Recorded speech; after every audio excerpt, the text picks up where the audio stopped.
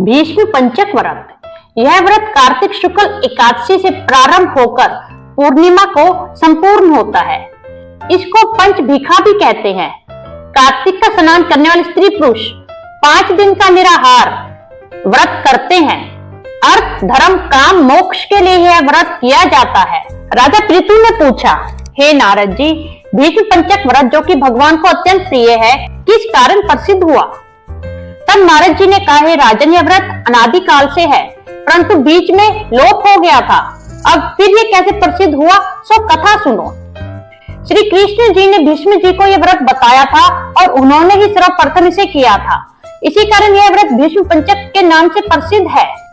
हे राजा पृथु, महाभारत युद्ध से पहले पांडवों की ओर से जब भगवान श्री कृष्ण कौरवों को समझाने के लिए गए तो सर्वप्रथम वह विदुर जी के पास पहुंचे। विदुर जी ने उनका अत्यंत आदर सत्कार किया।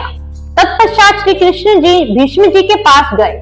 वहां जाकर कुशल क्षेम के बाद श्री कृष्ण जी ने अपने आने का संपूर्ण वृत्तांत भीष्म जी को सुनाया। तब भीष्म जी कहने लगे, भगवान, तीनों लोकों के स्वामी होते हुए भी आप केवल पांडवों की ओर से दूत बनकर क्यों आए हैं, तथा पांडवों के प्रति इतना प्रेम होने का क्या कारण है? तीनों लोक आपके वश में है, तब पांडवों ने ऐसा कौन सा व्रत, तप या यज्ञ किया है जिसके कारण आप उनके वश में हो? तब श्री कृष्ण मुस्कुराते हुए बोले, हे गंगा पुत्र, यद्यपि यह वार्ता अत्यंत गुप्त है, तथापि मैं इसे तुमसे कहता हूँ।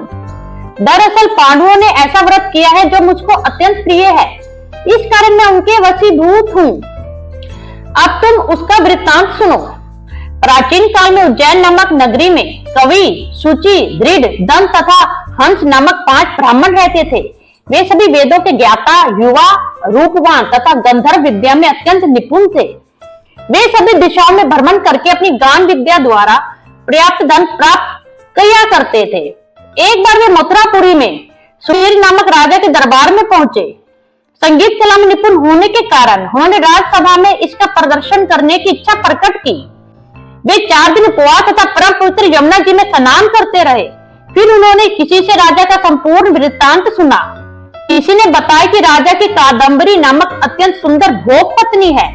वह संगीत विद्या में निपुण, मधुर कंठी, नृत्य में अत्यंत प्रवीण, रूप, लावण्य तथा यौवन में अद्वितीय है। वे प्रतिदिन राजा के सम्मुख एकांत में नृत्य तथा गायन करती है। यह सुनकर वे 5 एक ऐसे स्थान पर जाकर खड़े हो गए जहाँ से कादम्बरी के नृत्य तथा ताल के शब्द सुनाई पड़ते थे। फिर राजा के पास आने जाने वाले के समीप जाकर कहने लगे, बड़े दुख की बात है कि आपके राजा के पास नृत्य कला का जानने वाला कोई नहीं है। वीणा के तार बराबर नहीं है, 2 तार ढीले हैं तथा बाजे के नृत्य भी शुद्ध नहीं है। यह बात किसी ने राजा से जाकर कह दी। राजा ने जहाँ पर कादम्बरी का नृत्य हो रहा था उन 5 को बुलाया। वहां पहुंचकर उन्होंने राजा को आशीर्वाद दिया और बैठ गए।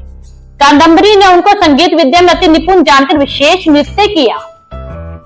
जब उसने चक्र में ताल दिया तो उन ब्राह्मणों ने उसको रोक दिया। उसने चक्र छोड़ तथा योग्य ताल दिया, मगर चक्र खंडित नहीं किया। कादम्बरी के इस गुण और रूप माधुरी को देखकर 5 उस पर मोहित हो गए। कादम्बरी भी उन 5 को देखकर मोहित हो गई। उसने रात्रि के समय गुप्त रूप से अपनी एक सहेली के हाथ उन 5 को यह संदेश भेजा कि तुम प्रतिदिन नगर से उत्तर की ओर यमुना नदी के तट पर निर्जन अनंत नामक तीर्थ है, वहां पर मेरे पास आकर अपनी अपनी विद्या तथा गुण का प्रदर्शन करो। उस समय मैं भी अपनी वीणा तथा राग का कौशल दिखाऊंगी। भगवान कहते हैं, भीष्म जी, एक ब्रह्मचारी जो मेरा भक्त था, दुष्संगति से बचने के लिए गांव से अत्यंत दूर रहता था। इन दिनों वह भी भीष्म पंचक व्रत करके देवालय में मेरा पूजन किया करता था। कार्तिक शुक्ल एकादशी के दिन उन ब्राह्मणों में से कवि नाम का ब्राह्मण भी उस देवालय में आया। कादम्बरी भी वहां पहुंच गई। वहां मेरे भक्त ने जिस प्रकार पूजन किया, कवि नामक ब्राह्मण ने वैसा ही किया। उसके बाद वीणा लेकर गायन प्रारंभ किया। मेरा भक्त क्योंकि अपने मन पर विजय प्राप्त कर चुका था, इस कारण गायन सुनकर उसे क्रोध नहीं आया। कादम्बरी और कवि समस्त रात्रि गायन व नृत्य करते रहे। प्रातःकाल मुनि को गोबर का आचमन करते देख कवि ने वैसा ही किया। इसके बाद कादम्बरी अपने महल में चलेगी। मुनि की संगति के कारण कवि के समस्त पाप दूर हो गए। अतः द्वादशी के दिन वह अपना समस्त द्रव्य दान करके विरक्त हो गया। दूसरे दिन शुचि आया, उसने भी रात्रि भर कादम्बरी के साथ नृत्य में गायन किया और मुनि की भांति पूजन करके गोमूत्र का आचमन किया। प्रातःकाल होते वह भी अपना द्रव्यादि दान करके विरक्त हो गया। उसने निश्चय किया कि जिस प्रकार कादम्बरी के नृत्य गायन रूप को देखकर मुनि का मन चाल्यमान नहीं हुआ, उसी प्रकार मुझे भी अपने मन को वश में करना चाहिए।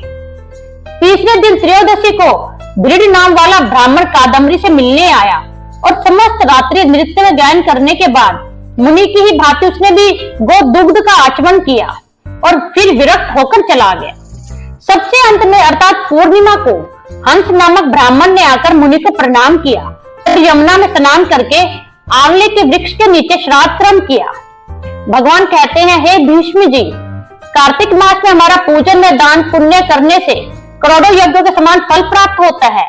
ऐसा हंस नामक वह ब्राह्मण सत्संग, पूजन तथा मुनि के बचे दही का पान करके विरक्त हो गया।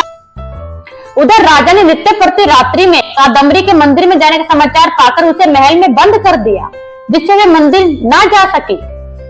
कार्तिक मास में हमारे सामने नृत्य गायन करने के कारण वही कादम्बरी अगले जन्म में द्रौपदी हुई तथा हंस नाम वाला ब्राह्मण आंवले के वृक्ष के नीचे श्राद्ध आदि करने से युधिष्ठिर हुआ। एकादशी के जागरण के कारण कवि अर्जुन, शुचि सहदेव, दंत नकुल तथा दृढ़ नाम वाला ब्राह्मण पराक्रमी भीम हुआ। हे भीष्म जी, इस व्रत के कारण ही मैं पांडवों के वशीभूत हूँ। तुम्हारे द्वारा प्रारंभ किए जाने के कारण अब यह व्रत भीष्म पंचक व्रत के नाम से लोक में प्रसिद्ध होगा। इस व्रत की समाप्ति पर ब्राह्मणों को भोजन तथा यथाशक्ति दान दक्षिणा देनी चाहिए। ओम नमो भगवते वासुदेवाय। दोस्तों, अगर आपने अपना यह चैनल सब्सक्राइब नहीं किया तो इस चैनल को सब्सक्राइब कीजिए और वीडियो को अगर आप सुनने का आनंद उठा रहे हैं कथा को, तो इसे शेयर करना भी मत भूलिएगा। धन्यवाद।